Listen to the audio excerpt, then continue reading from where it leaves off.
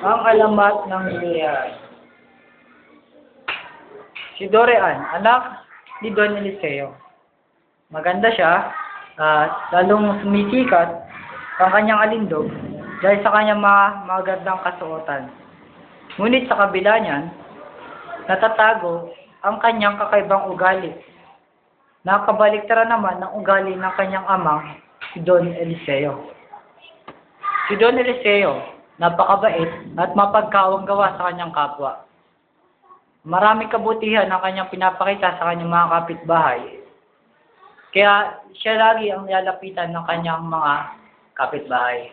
May dumating na panoorin si Don Eliseo. At nakita niya, nadatnan niya sa balkonahe ay si Dorian lamang.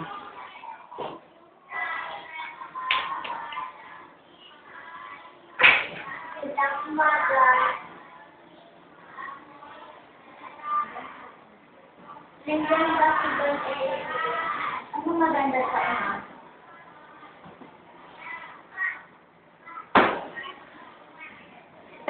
Siguro, nangihingi na naman, mauuto naman kayo sa papa ko.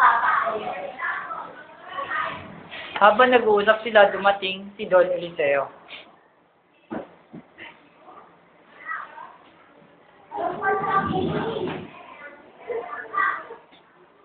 O sige, tuloy.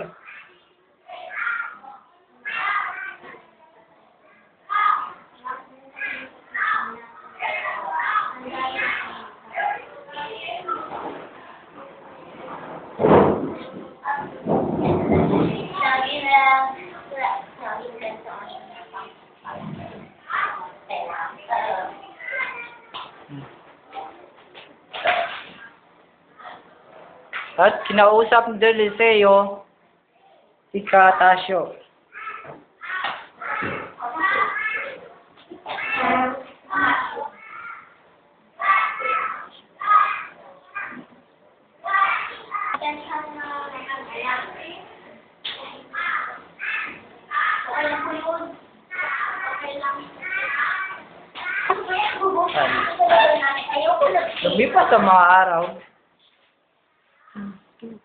Lumipas sa mga araw, patuloy pa rin si Dorian sa mga niyang hindi magandang ginagawa at mga pambubulyaw sa kanyang kapwa.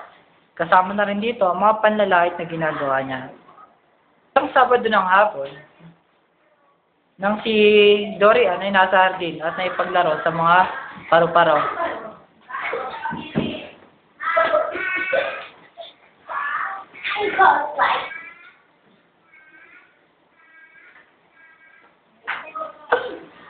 Kayo gusto kasama magaganda at malilinis, hindi kagaya ng ibang mabubusin at madumi. Kayo malinis at hindi madudumi, kagaya ko kayo. Naipaglaro si Dorian sa hardin sa mga paru-paro. May naroon siyang matanda na nakita.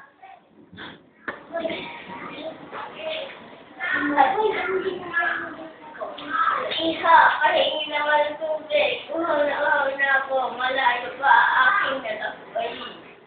Wala kaming tubig, no? Saka umalis ka dito. Ang dumi-dumi mo. Saka ang bago-bago mo. Sige na, Iha. Malayo pa aking natapay. Sabi na pala, umalis ka na dito. Ang sama-sama ka. Hindi ba ba yun? Ang baho-baho nyo. Ang baho-baho nyo. Tapos ang dudumi na ang babaho. Kadiri, no? Ang sama-sama mo ina. Dapat ka turuan ng leksyon. Ay, na.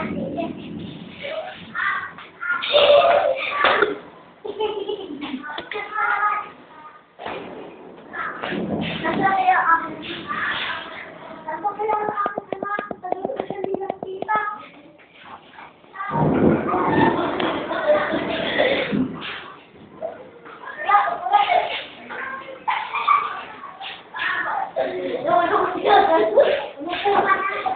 Opo, habang naupo si Don Eliseo sa kanyang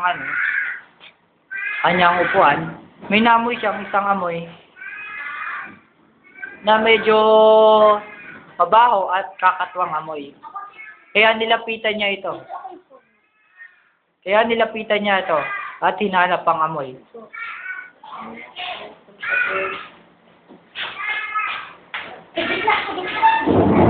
At kanyang nakita sa bakuran na malapit sa kanyang nilalaroan ng kanyang anak.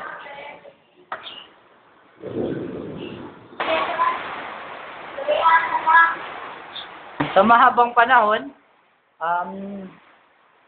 ang durian ay tinawag sa katagalan na durian. Ang mga nagsiganap, si Dorian. Si Tony bilang Dorian. Si David. Si John bilang Eliseo. Si Nicole bilang isang matandang pulubi.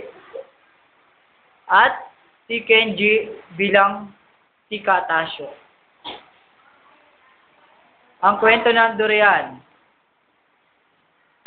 Okay.